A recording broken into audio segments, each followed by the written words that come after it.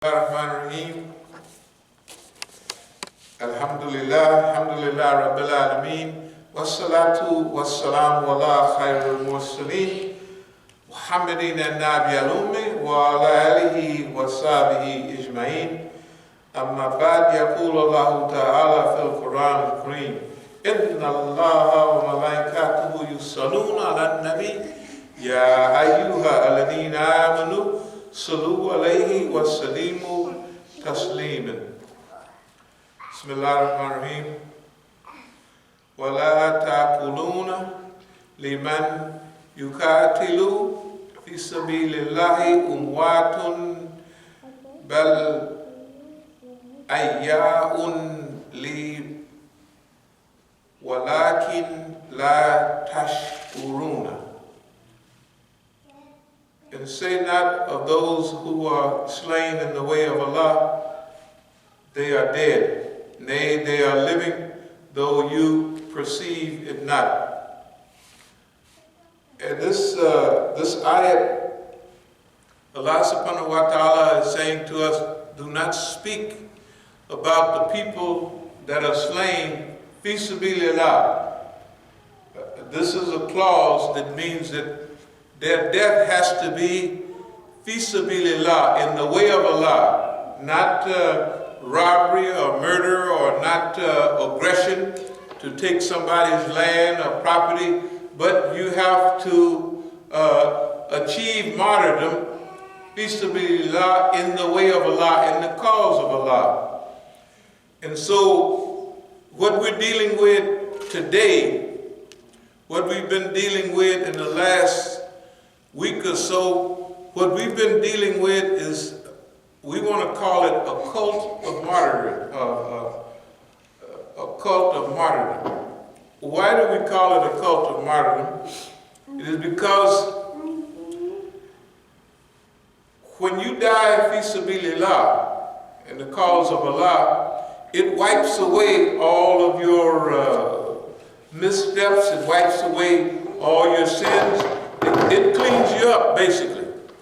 In fact, the martyr is not, they don't get a ghusl. Why they don't get a ghusl? They don't have the same process that other people do. Number one, you don't have a ghusl. You don't have to have a change of clothes. You don't have to do all that. The clothes that you achieve martyrdom in, that's what you're buried in. Ghusl is for purification, right? It's to clean you.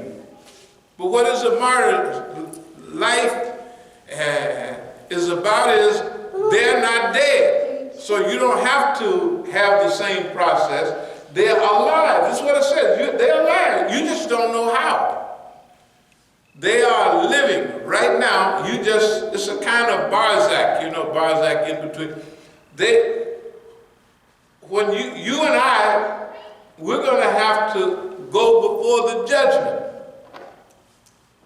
The martyr that dies or achieves martyrdom, fi sabilillah, there's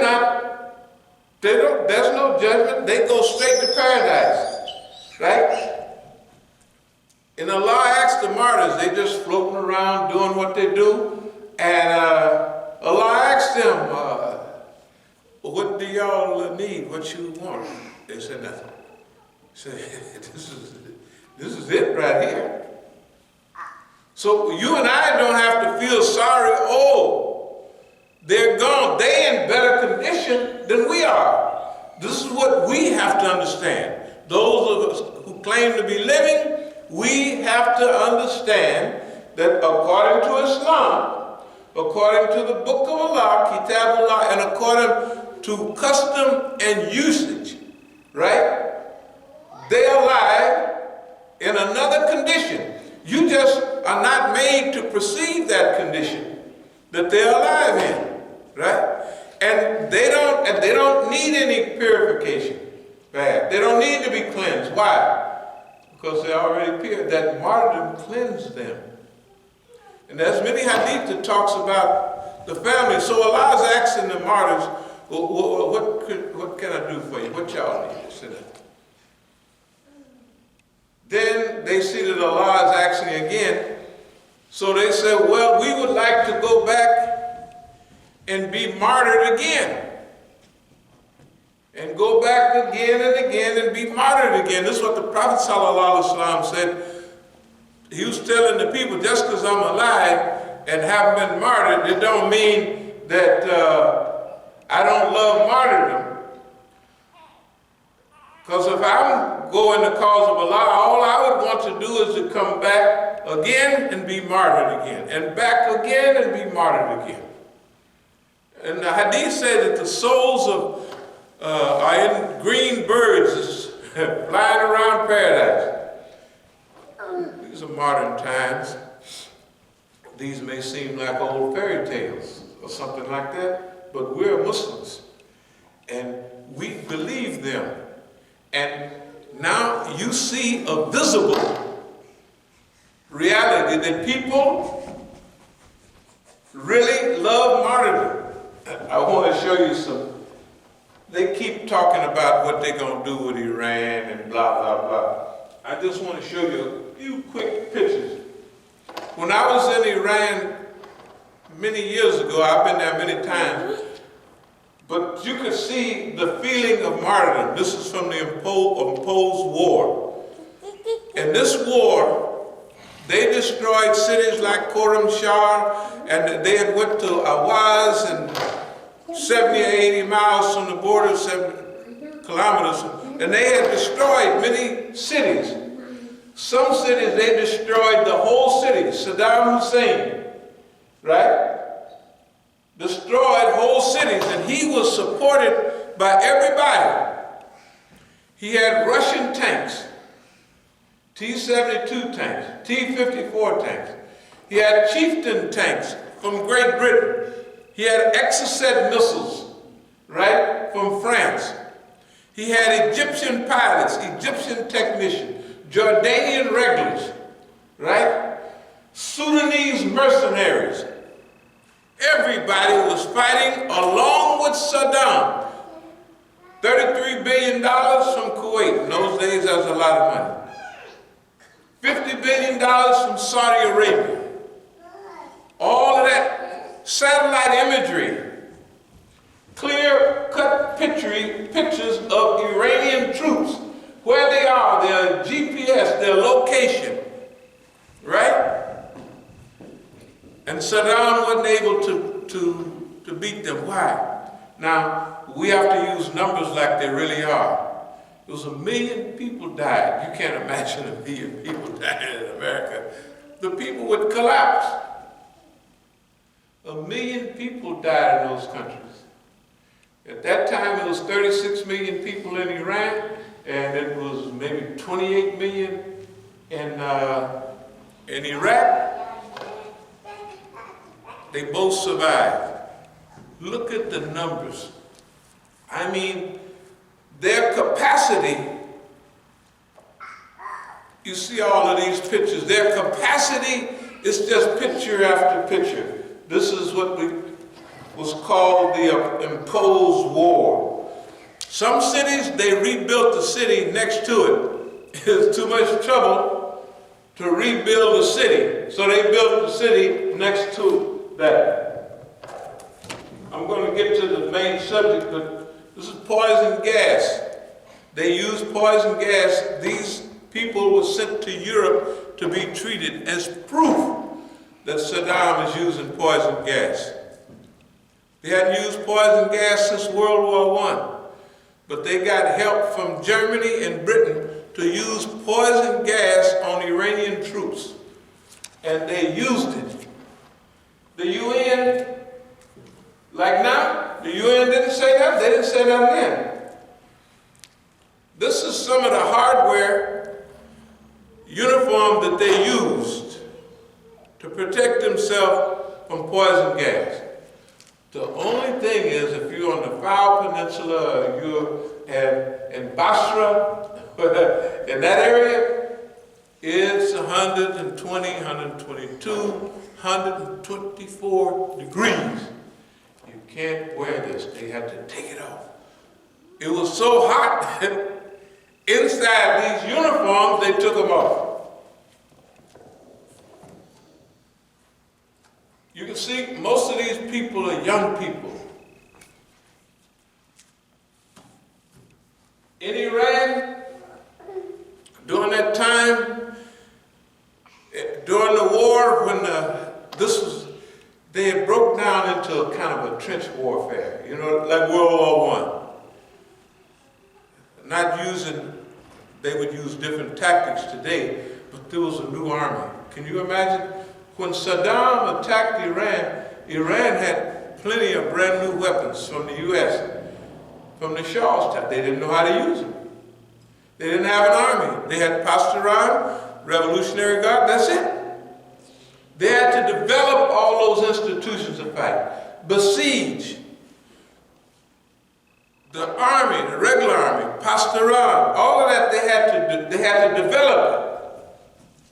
I'm going back 40 years now. The war was from 1980 to 1988. But they survived. To have the capacity to survive poison gas and the whole world fighting against you, and still you survive and thrive, and the dumb United States is threatening Iran, we will do this to you, and we will do that to you. And the people have already proved, there's nobody in modern history that had to survive what they done already been through, right? When they say young men, young boys mostly, 13, 14, probably a little older than that, but they could have been 13 and 14. You don't never know. They just hold hands and clear the minefield, walk through the battlefield, and clear the minefield for the soldiers to come behind them.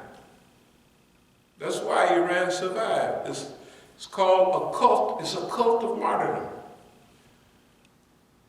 And when the Quran says, speak not of those who are slain in the way of Allah is dead,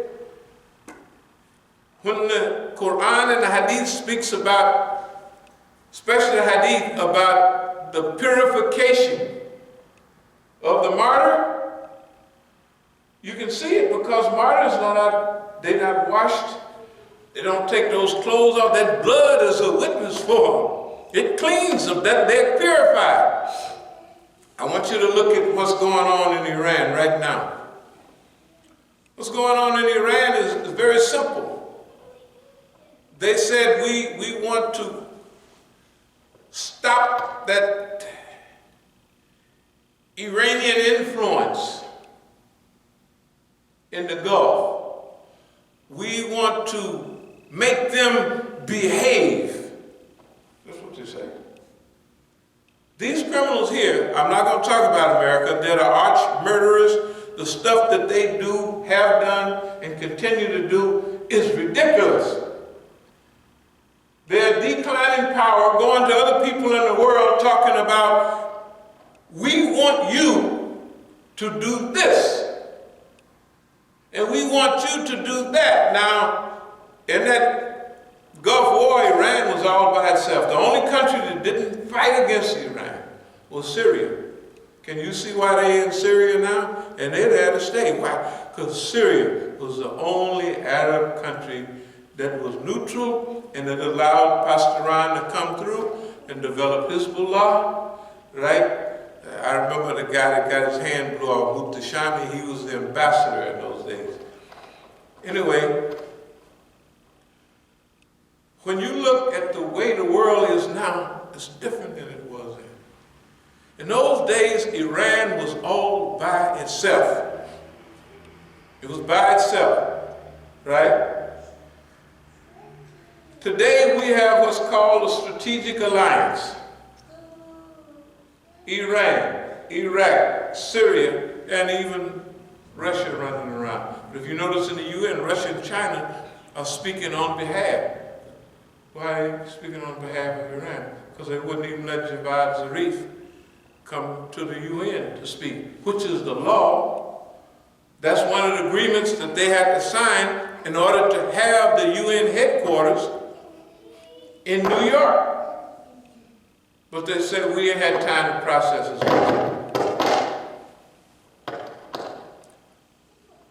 We want to talk about the world that we're living in today, this is an important time that we're living in. In fact, for our time, this is the most important time.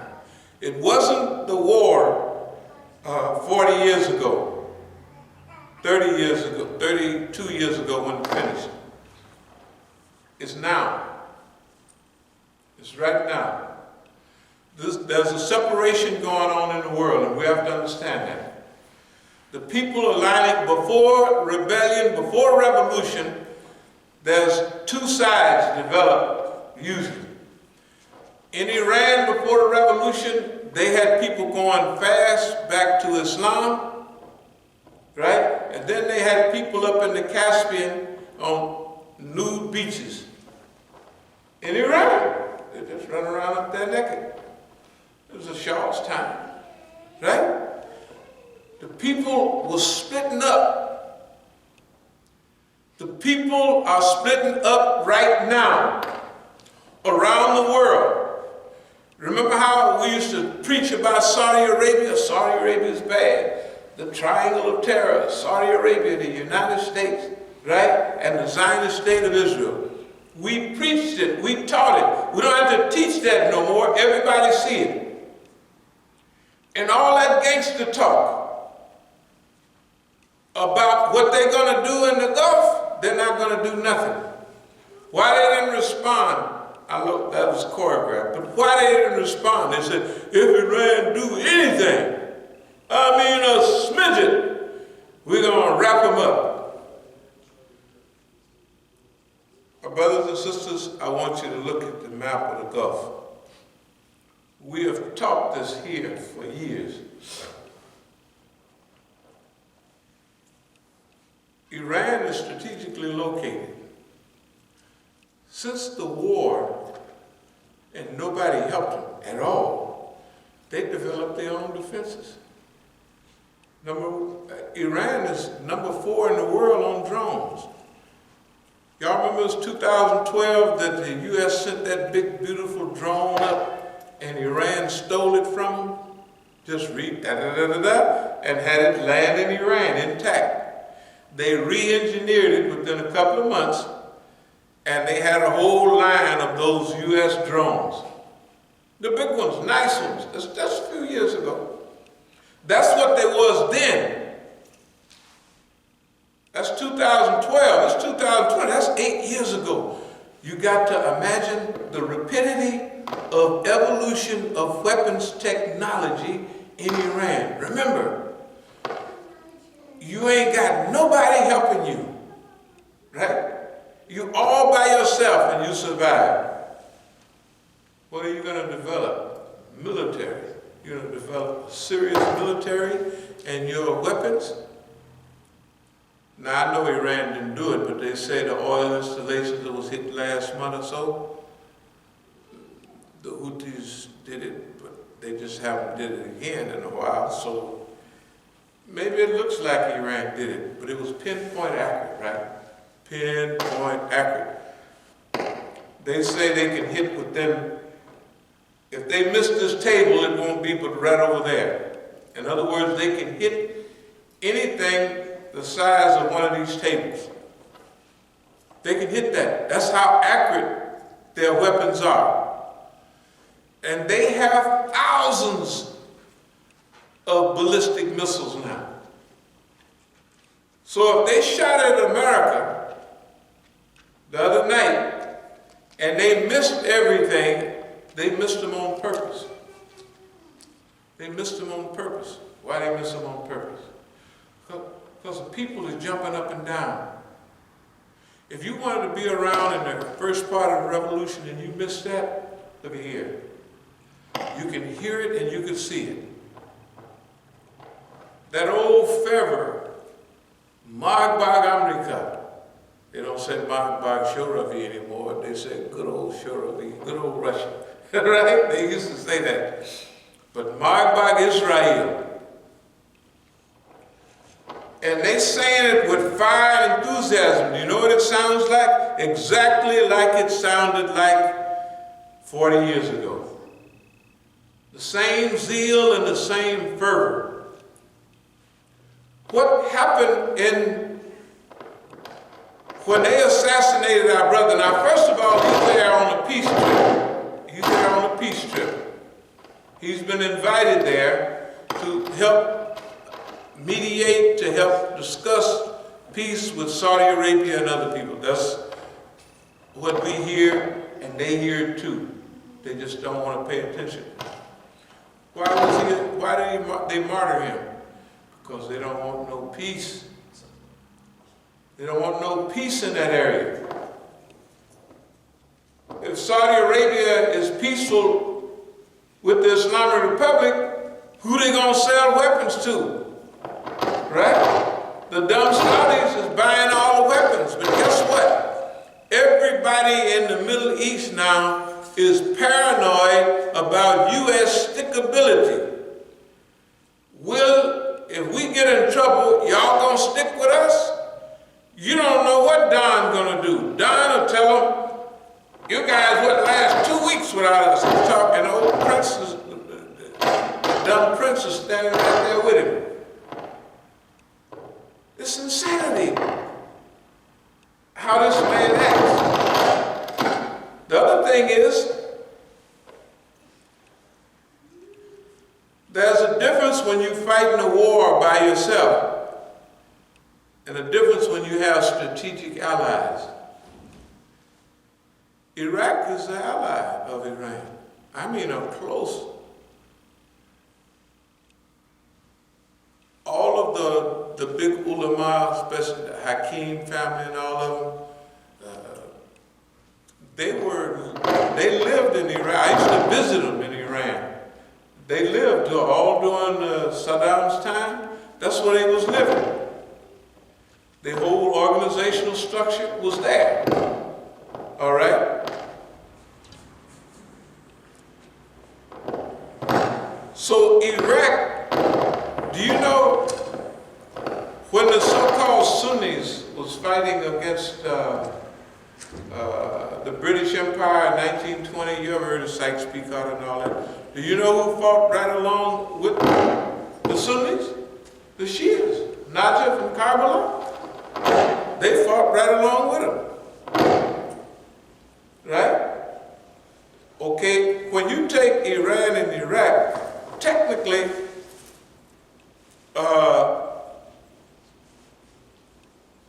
when you look at Iraq, those universities in Iraq was like Harvard and Yale. And Qum, in those days, was like a state university. You know what I mean? The highest in Shia learning was in Iraq. You see what I mean? The highest learning is in Iraq. Well, what's happening with this cult of martyrdom? What's happening with purification? When they martyred our brother on a peace mission, what they did was they bankrupted themselves, and they did exactly what they didn't want to happen. Number one, everybody's saying you got to get out of the Middle East now, right? That's what they're telling the U.S. You got to leave. The big bad USA, they didn't believe the numbers and the energy they were seeing. I think it might have been 7 million people in Tehran. I have no idea. All I know is I've been all over Tehran, and there was places you could look from Azadi Square, you couldn't see no empty spots. And the people was jam-packed tight. It wasn't big spaces open, jam-packed tight. Enthusiastic. They had martyrdom ceremonies in Iraq, and here you seeing the two brothers of the two flags, the Iranian flag, and you seeing the Iraqi flag on the coffins of the martyrs, and all the people is in unity, right? Any little problems that Iran and Iraq had, they were cleansed and wiped clean. That's what happened. In Iran, last month, they was having problems. One of the dummies said, well, I don't know about the dummies, but we just going up the gasoline price. And the people was mad. Now, the big damage, though, was done by Munafiqeen. That's what we call the MKO Mujahideen cult. Those are criminals. They are pro-American criminals. They can do anything they want. Like Saudi Arabia can slaughter Yemenis because they're an American friend. People can assault us in our masjid in Oakland, and we're peacified. Why? Because they're friends of the United States of America. So what did they do? They cleansed the whole country of Iran and Iraq. They unified them closer than they have ever been. They woke up the whole population. Can you imagine? Najaf and Karbala, they have the janazah first, then they take it, the martyrs to Tehran and Sirjan, all kind. They took them 4 or 5 places. The crowds, you couldn't count them. There's too many people. That has brought Iran back to this cult of martyrdom. The cult of martyrdom is, and you think the timing is, whoever is talking to these Americans are perfectly stupid. You saw what they did. We're going to break up all of this stuff. We're going to teach you a lesson. And they woke up everybody. You can't turn on the news without, that's what's on the news. I'm just telling you, because on that situation, we know what we're talking about. When we're talking about Iran and all of that stuff in the Middle East, we know what we're talking about. I'm going to just show you a couple of quick pictures, then I'm going to get back to the subject. I think I showed them to you last week. And I'm not showing you from arrogance, I'm just showing you so you know that I know what I'm talking about. This is about Wilayati Faqih is a defense against global arrogance, against global fitna, that's what it says. This is on the front page, and you can see the way it's outlined in one of the main political newspaper in Iran. And what is it talking about? It's talking about, it's given at the University of Tehran, they liked it so much they translated it and they put it in Iranian paper, because I'm speaking in English, right? They translated it, they said, this is great. And they put it on the front page of their political newspaper. Okay, why? Because I'm telling them that you need an Iranian vision. What do you want to look like in 10 years, in 20 years, in 30 years?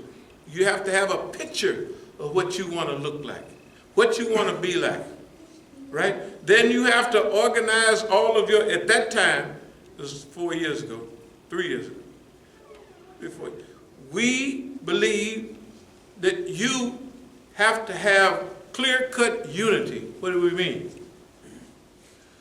The parliament or the majlis cannot argue with each other. The parliament and the government, the other part of the government and the judiciary, they have to be in harmony. They have to be in unity. And when you have an election, whoever you elect, the government you elect, the president or something like that, you have to work together. Number one, if they get 60% of the vote and you get 40, your team, 40. I say your team because Imam Khomeini outlawed political parties, because political parties automatically get people like Democrats and Republicans here. What do they put first? They party or America? Of course they party. They don't care nothing about America, right? They just want to get into Congress to fill up their pockets. They don't want to get in there to help America. If that was true, we would have beautiful roads, highways, the rivers would be clean. So we were saying in Iran that you have to have a unified vision, develop a picture of what you want to be, how you want to be, and then you set goals that push you toward that picture. And if a guy gets 60% of the vote and you get 40, don't be like Americans. You know, whoever the loser is, they get in the way and they try to cut back and harass the other team, right? Then if they win, then that other team harasses them. And you know they go back, Democrats and Republicans. You never get nothing done, but you go back and forth, Democrat and Republican. What we say is, what we told them then, you either have to cooperate with each other, or if the other team can't cooperate, at least they ought to be neutral. Don't get in the way. Don't stop the other program, because the program is going to be Islamic. If Ahmadinejad win, just help him or leave him alone, right? If another sweetie pie type guy, Khatami or whatever, win, help him or leave him alone. Same with Rouhani. They're starting to do that now. Now, I talked to Iran yesterday and the day before, and the crew I was talking to are pure liars. They're supposed to be friends of mine, but they lie so bad it makes you sick. Don't make me sick, but I know. I've been knowing who they are. You know what they do? They try to tell me how bad things are and how who's doing what. And I should be brokenhearted about the supposed revolution that happened in Iran. They don't know what they're talking about. You know why? I'm sorry to say it. I know more about Iran than they do. And you know who knows that? Iranians. That's why I sit there. That's why other stuff. It ain't no Negro in the United States that's got a picture with the Rahbar, the supreme leader. And I make fun of the government. When I come back, I'll have some of these pictures and they see them. I have them on my phone. America, I'll get back to Iran in a minute. But here's the outline for what we've been talking about. Everybody that comes to classes know this. This is from April 16th, 2011. This was at a demonstration we had at Grassy Knoll. I guess that's Dallas, where Kennedy got assassinated at. The program was titled Hands Off Libya. So what we said that what we're dealing now is going to be a protracted struggle, long-range struggle. Then we said number two, or first there's going to be destabilization. Then after that, there's going to be temporary transformation. In Egypt, they wouldn't listen. The Kwan came here and we told them, don't take no power in Egypt, don't do this, that, because they're going to double cross you. They did it anyway. And the Kwan, pretty soon, thousands of them was killed. The president was taken out of his position and put in jail. He died last year in prison. Morsi. Temporary transformation. What we said is that there'll be temporary transformation, short-lived, short-range, but then people are going to rise up and they're going to go through a process of organizing unity of opposition. Unity of opposition. Semi-consolidation. Step 4 would be what you see now, regional vision.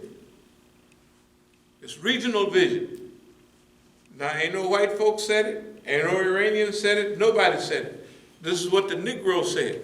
That's the exact step that they've been going to. The only thing they haven't reached right now, which they're headed toward, is number 5. That's victory. Right now, they have regional unity, and none of you could do it. I couldn't do it. Nobody in the world, the Muslims, could produce what we have now. The energy, the fervor, the pure fire that they have. Nobody could do that. You know who did it? Old dumb Don. Don unified everybody. Don got everybody focused. They got everybody hugging and making friends. Nobody, you couldn't do that. No political group or party in that area could do that. They couldn't do it. They didn't have the wherewithal. That was a long, long range goal. Okay? Now you gotta say, now, if somebody says that and they start thinking about it, pretty soon, that was the same month, on the 28th of that month, this came out. Revolution from Egypt to the Americas. Oakland and the American Islamic Revolution. You don't see no revolution going on in Oakland. The masjid in Oakland is closed. It ain't nothing happening there. What are they talking about then? There's a picture of Imam Jamil, Imam Lukman, who's martyred. Imam Jamil's been in prison now for 20 years. Then there's a picture of me. After this lecture and talk, the white man got real upset, and he said, hey man, this stuff is really happening. Then, now you got to remember now, we told them our lecture at this time, 2011, there will be no Arab Spring. Does anybody remember that? I mean, it was with enthusiasm. Don't you? There will be no Arab Spring. Forget it. Nobody else said that. Everybody else was talking about it's going to be Arab Spring. I got a call from Tahrir Square. The Uncle Tom Muslims called me and said, there is the thing is going on here. I said, I don't believe it. They're kind of like stooges. You know, Iran got tons of, the Americans, if you knew how many snitches they had in Iran and they have here who are supposed to be supporting the Islamic Republic, you would have an upset stomach. They got so many, they got as, example, I'm gonna get back to the stuff in a minute. Everybody talking about this aeroplane that was shot down, right? All of a sudden they're trying to blame it on Iran. Oh, it was an accident. Ain't nobody had no accident. If a plane was shot down a few minutes after they done shot at the American target, it would only be that the Americans have to have shot it down. But if Iran said Americans shot it down, that would mean America would have household snitches in Iran with the ability to shoot down those things. They do have it. You could tell by the amount of when they had this gas uprising, just a regular demonstration. But those people burned banks, gas stations, everything. Those were munafiqs. Those was not the people of Iran. Those were hypocrites. This is a psychological war. It ain't no, they ain't had no batteries near nothing that would hours later shoot down that plane. But most of the people on the plane was Iranian. And they want to send a message. Oh, we ain't did nothing over here, but we didn't shot down the plane. Everybody know the Americans shot it down. Iran haven't been shooting down its own. Why would it shoot down its own plane? But the Iranians are stuck. They can't say that the Americans either shot it down or disabled it. What would disabled mean? Disabled mean that they'd have people at the airport in Tehran and everywhere organized to destabilize Iranian planes.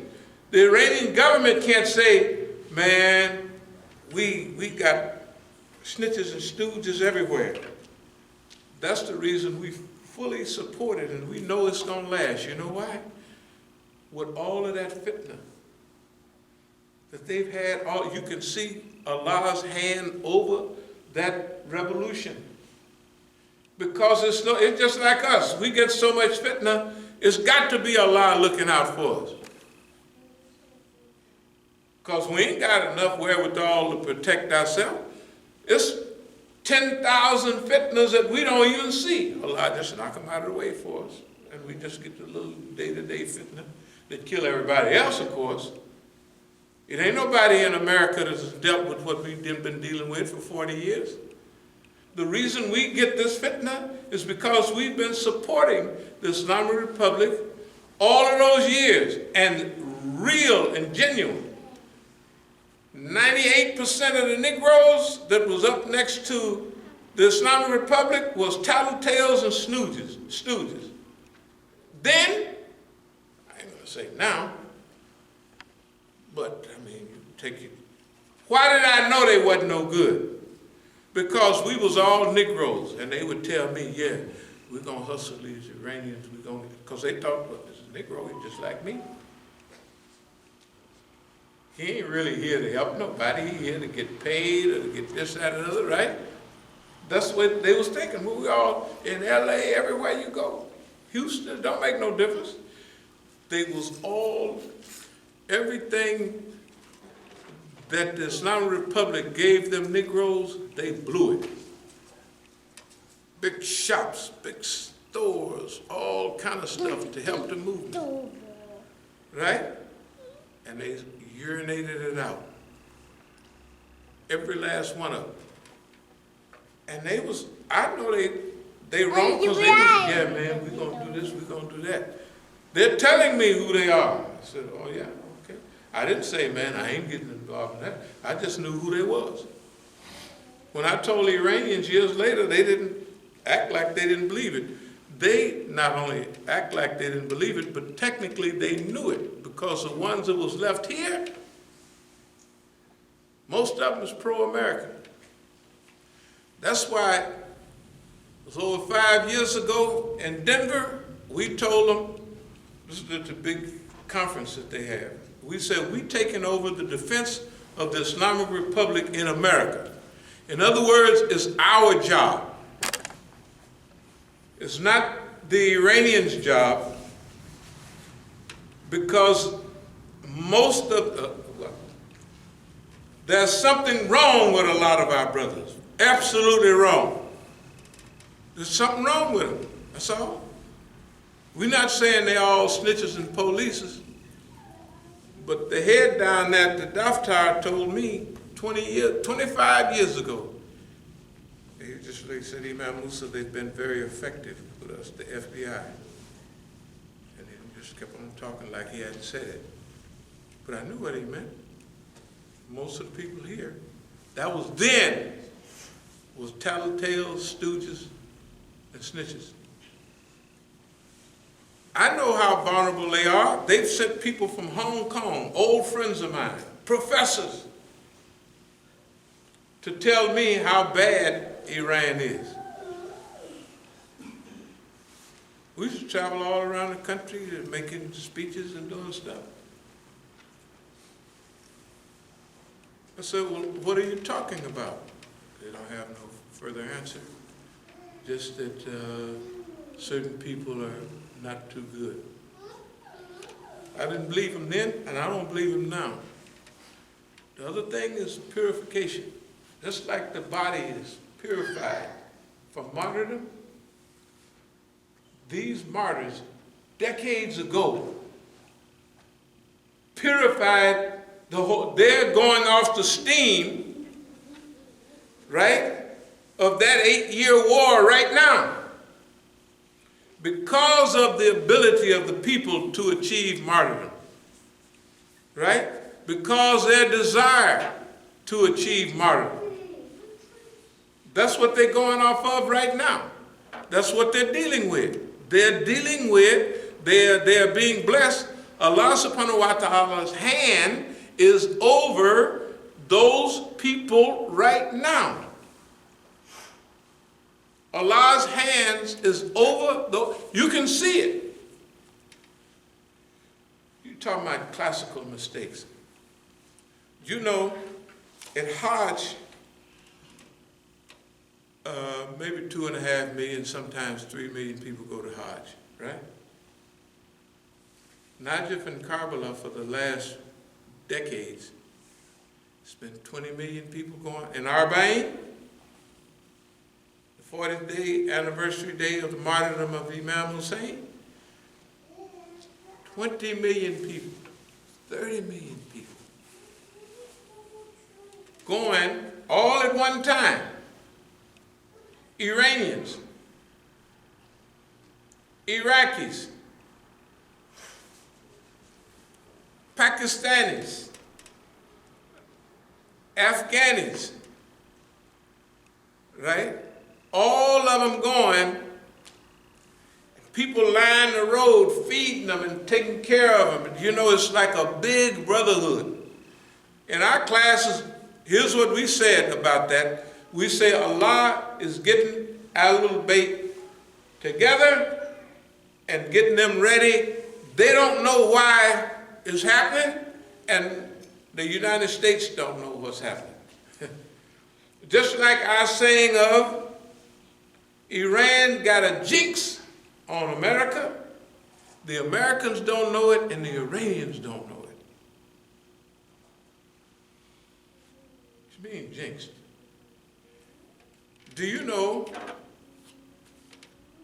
the 22nd of Bahman, be next month, that's the February the 11th. That's the anniversary of the revolution. The last day. It goes from the 1st to the 11th. Called the 10 days of dawn, like the Quran says. Do you know when Brother Soleimani's Arba'in will be?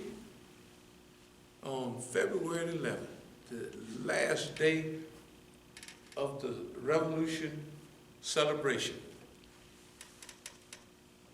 Mark my words, turn on your TV, they're gonna lie. They're gonna say hundreds and thousands, they might say thousands of people was there. One celebration I was at for the anniversary of the revolution, they said it was thousands of people there, like 20,000. I say, I saw 20,000 people right at the little car I was in. I could look at a few. There they was, and the helicopter flew over. And when we got to the stadium, Azadi Square, there was millions of people there. Look at these demonstrations for the martyrdom. Millions of people at every stop. Whoever told this dummy to martyr that personality is a fool. But I said to the brothers in Iran, you should send him a letter of congratulations. Congratulate the clown. And thank him. 1, 2, it was 8 or 10 martyrs all together with the bodyguards and all that. 2 main martyrs. And thank the clown. You have unified us better than we ever even thought possible. Right? And now Ahlul Bayt know why they've been going to Najaf and Karbala. From all over that part of the world. Don't forget, Iran is not by itself anymore. Iran, Iraq, Syria, and even dear Russia. The Yemenis been fighting for 5 years now. Why nobody stop it? Why can the richest Arab country in the world bomb the poorest Arab country in the world? Because one dummy is a friend of the United States. The Muslims are learning a lesson. You don't have nobody to depend on but yourself. But don't worry. Number one, look at your history. In the revolution from the beginning, Allah's hand was over that. This thing about Vilayat Faqih, the Afghanis are not cowards. They fight good, and they don't have Vilayat Faqih. Pakistan, there's nothing wrong with Pakistan, but they don't have Vilayat Faqih. They don't have single leadership. They don't have it. They got some dummies, not dummies, they got Iranians around here, they don't believe in Vilayat Faqih. They're technically crazy. They're crazy. Now you got to remember, I'm going to move toward a close, but I want you to visualize the so-called Middle East. We've already said it in class. If America makes one false move, they're going to hit Saudi Arabia. The eastern provinces is all Shia. They're going to cut it off and call it Shiistan. What? Mark my words. We done said this for years. Everybody, and they're oppressed by the evil government, right? They're going to cut off a piece. Bahrain is 80% Shias. You might think it's Sunnis, everybody there, but it ain't so. 80% minimum are Shias. In Bahrain, the Fifth Fleet is in Bahrain. Iran has technical pinpoint accuracy on weapons. The people have revived that feeling of martyrdom in themselves. I can see it and I can hear it. It's exactly like the beginning of the revolution. The behavior, the attitude, everything. So why was 20 million people, 25, 30 million people going to Karbala to get ready for this? And ain't nothing the U.S. can do about it. It's martyrdom time and everybody's ready for it. They'll light up the whole Middle East. They'll light it up all together.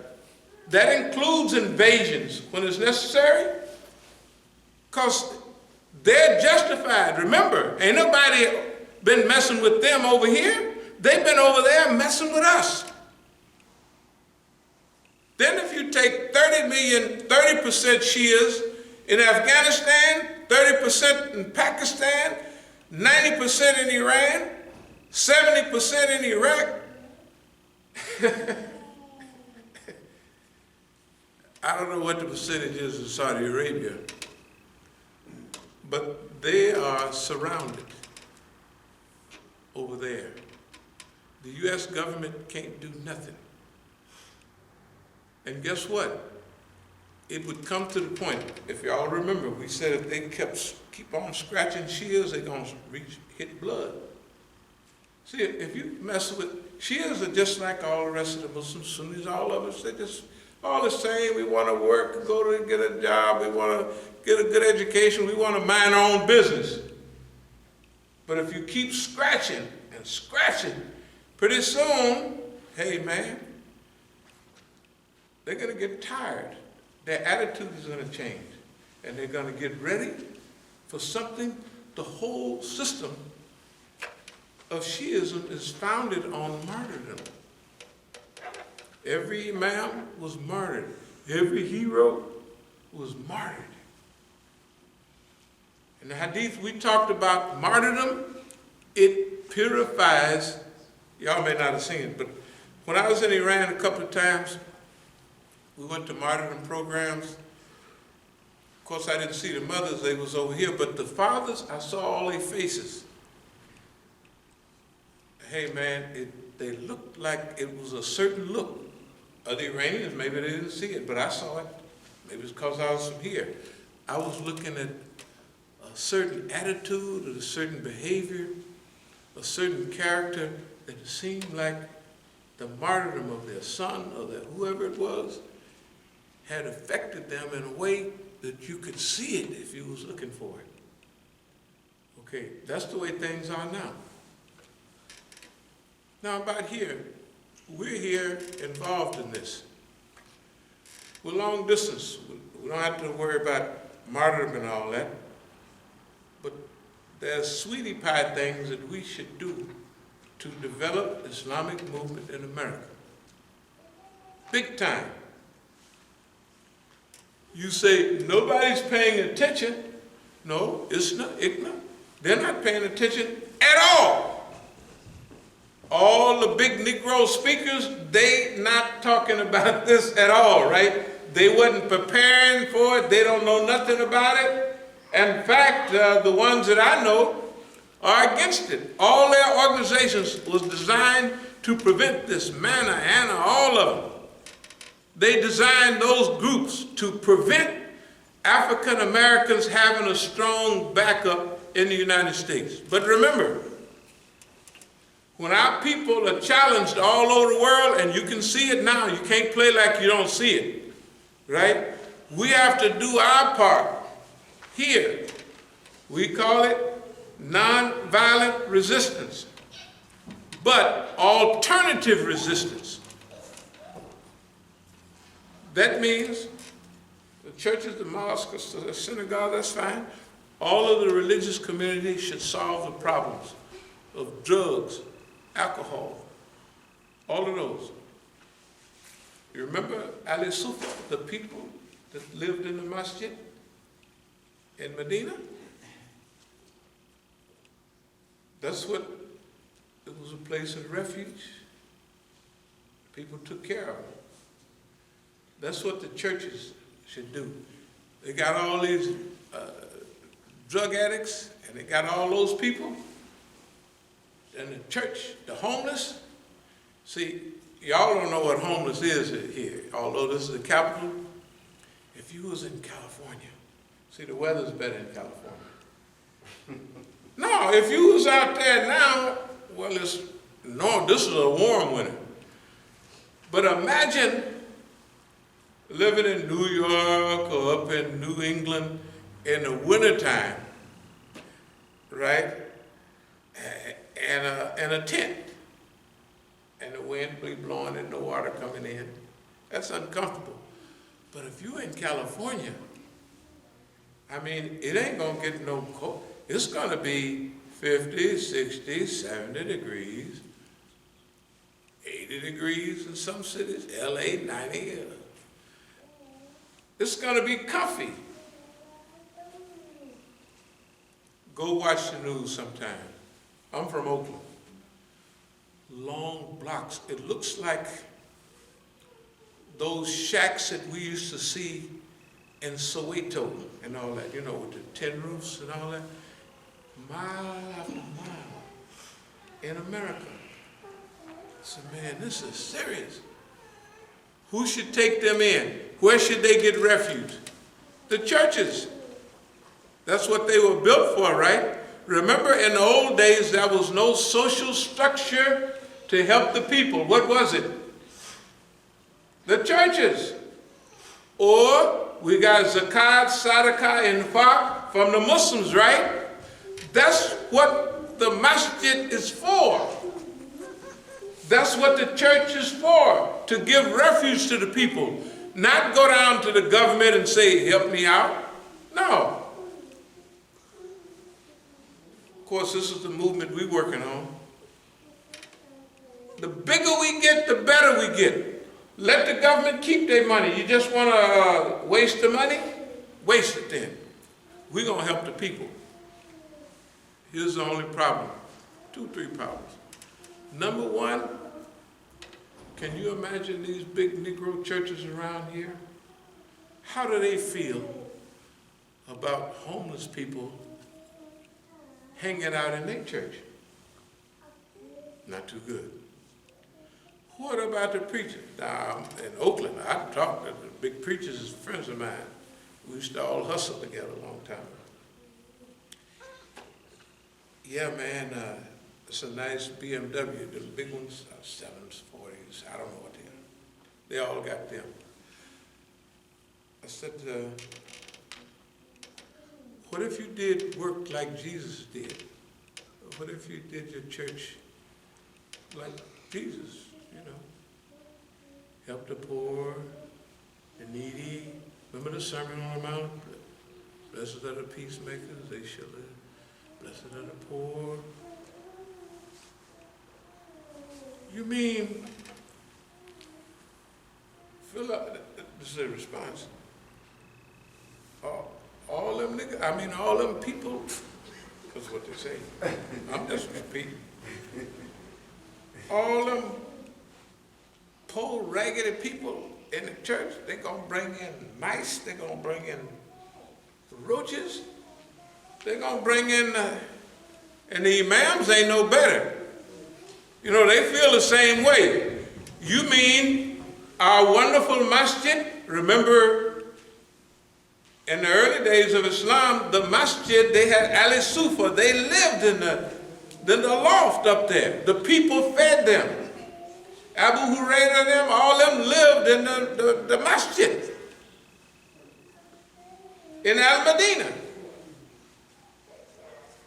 The religious institutions was the charity institutions. They were the institutions for refuge and all of that. That's what they did, right? We didn't transfer that to government so much so we don't remember that. They had the sanctuary movement 20 years ago. People used to run from down in South America. They'd come here, they'd stay in a church because it's a sanctuary. They called it sanctuary movement. So, this type of resistance, nonviolent resistance, is the first stage. But alternative resistance is the second stage. First stage, we recognize what the problems are. The second stage, we solve them voluntarily, on our own. We don't ask the government to do nothing. We hope they don't spend our money on weapons. But can you imagine the CIA, the military-industrial complex work hand in hand? The more wars that they start in the world, the more weapons that their cousins in the military-industrial complex can sell to us, right? And who cares? Who's going to fight the war? Your brother, your cousin, your sister? Not theirs, right? They're going to make money. They're going to get population control, send y'all all out to get killed. I ain't going. No, indeed. I'm staying home. You can put me in the penitentiary. Well, you can't do nothing to me now. I'm 75, almost, so too old. Do you? No, absolutely not. You want a war? You go fight it. You want a war? You bald-headed people, go out there and fight the war. You talking about how bad you are? You going out there. You have their Congress, fight our Congress, or whatever. And whoever wins, we'll just have peace and tranquility. I bet you won't have no war talk then, right? Defend the nation. We got our honor to protect. I bet you if they got to go out there, you won't have nothing like that. Let me speed up and try to let y'all go a little earlier than last week. Okay. Revolution from Egypt to the Americas, right? Imam Jamil, 20 years in prison. Now, well, March 16, 2000. Imam Luqman, 2009, martyred, was it 21 shots to 18, something like that, in Detroit. Then yours truly, right here. This is a wanted poster. This is something saying, yeah, nigga, you keep on talking. One of your homeboys is in prison for the rest of his life. The other one is dead. You keep running your mouth. You can call it a day. We said they can kiss our behind. No, kiss our behind. But don't nobody care about, look, you're either going to be free or you're going to be in slavery. This is one of those times where you have to make a choice. Okay, our choice is freedom and the wonderful Islamic movement. So I would like to close by reminding us what we opened with. And do not say about those who are slain in the way of Allah, they are dead. Nay, they are alive, but you do not realize it. You don't know how. Remember, the martyr does not have a whistle. Their blood is a whistle. They're purified. They're clean. Right? The stages of it won't be an Arab Spring, organizing of unity, regional vision, and victory. All 4 of those stages, 5 of them, 4 of them are intact right now. If you think boss man not mad, boss man is very mad. Shooting down a plane, psychological warfare. But there's a deep psychological warfare that's going on by the other side that has strategic depth to it. Strategic depth means you kill the one on top and you think that that's it. It's not true. Strategic depth means that it goes down deeper and deeper and deeper. Psychological warfare of diversion, shooting down this airline is to divert us. Remember, we was talking about one thing day before yesterday, and today everybody's talking about the airplane. To divert us from the cowardly nature of Donald Trump. He just bluffing. It's like a business deal. He'll bluff you. If you don't do what I say, I'm gonna bust you upside the head. Then you bust him upside the head, knock some of that orange hair loose, and he start straightening up. But bums like that send everybody else to war and don't go themselves, very dangerous for the public. Strategic blunder, I'll close it in a minute. Everything that the government did was a strategic blunder. To kill our brother or brothers, they killed the 2 most popular men in that region at that time. You can see the results. People all over that part of the world, not by the thousands, not even by the hundreds of thousands, by the millions. I'm telling you, I can hear it all day long, and you can see it. You know it's the real thing. Mag Bag America, Mag Bag Israel, right? Do they mean it? Of course they mean it.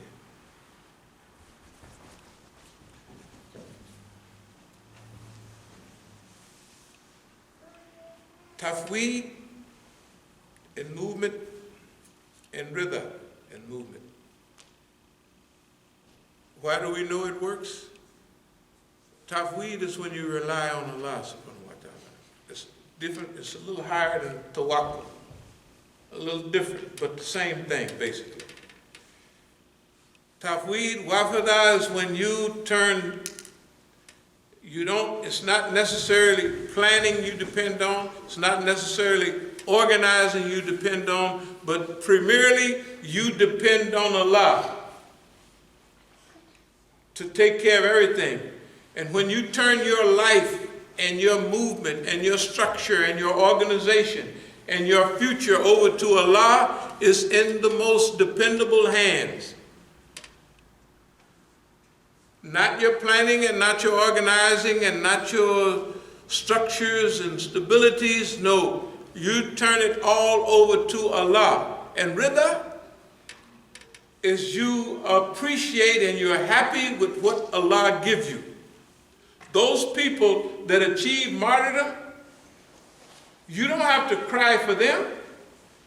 They're doing better than you and I. They've achieved the highest state.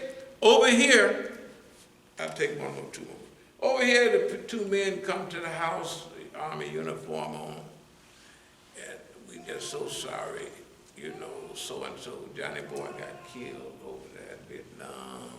He got blew up by IUD in Iraq, right, and we're sorry. When they notify you, they say,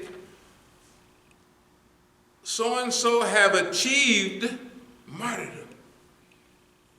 It's an achievement, right? Remember, for closing, it purifies, it cleanses the individual. Sometimes it's even mentioned, Shifa, that you can intercede for 40 relatives, or some numbers like you can intercede. But as far as cleansing the individual, you can see that, but what about the nation? Mass martyrdom produces mass cleansing for the whole nation. I just showed y'all the pictures. I'm telling you, every time I would go to Iran during the war, the fountains was red. They put Kool-Aid in the fountains or something, so it was red like blood. The U.S. don't know what that means. They don't know what 25 or 30 million people walking to Najaf and Karbala mean either. They just don't know. They got Iranian experts. I listen to them all the time. I said, boy, these are dumb people. They're dumb because they can't look at something. They have a Western-based education. They don't know the results. And the stooges they got, they tell them, the Iranian stooges you see on TV, they're not telling them nothing about what's really going on. Why? Because they're munafiqs themselves. They're happy to be here. They're sitting down there at Georgetown somewhere, and they're telling the people what they want to hear. The munafiqs, Mujahideen call them, they tell these white folks, you give us a few $1 trillion, $1 billion, and we'll blow up everything, we'll do this. There's not the smidget of a chance of those hypocrites taking any power in Iran. It's not a smidget. It's not even, it don't register.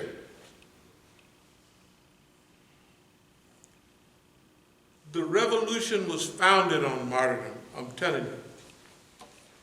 And I'll close with this. They choose a president and prime minister, and they're blown up. 2 months later, they choose a new president and prime minister, they blow them up. 72 Congress members are blown up this month. They already, that's what they do. That's what they do. When Rajai and Bahonar got blown up, the people just came out and said, Iran has become Karbala, and every day is Ashura. That's Ashura, Imam Hussein. Okay. You say, you sure like them Shiites a lot. You got to recognize what's going on. Right now, study the world. I'm going to definitely close with this. Study the world, whether you like it or not. Where and who does it look like this transition is taking place? Who's doing it? I'm a so-called Sunni. Well, technically, I don't have a madhab. I just don't have a madhab. I don't want no madhab. I follow Islam. That's all. You know. What's going on over there and who's doing it? You have to have enough sense to recognize it. The last thing, this is truly the last thing. If you want to sit around and watch history go by, and have your little job somewhere or whatever you got, that's good. But if you want to make an imprint on history, you're going to have to do something. We have our own type of jihad here. Remember, nonviolent resistance. Nonviolent resistance is alternative resistance. Alternative, that sounds pretty slick. Yeah, it is slick. It's very slick. It's nonviolent resistance. And we're going to help people get better, and we're going to teach and train the people to improve themselves. O Allah, we seek thy refuge from anxiety and grief. We seek thy refuge from lack of strength and laziness. We seek thy refuge from cowardice and niggardliness. And we seek thy refuge from being overpowered by debt and the oppression of men. O Allah, suffice us with what is lawful. Keep from us what is prohibited. With thy grace, make us free from want of what is beside thee. Ameen.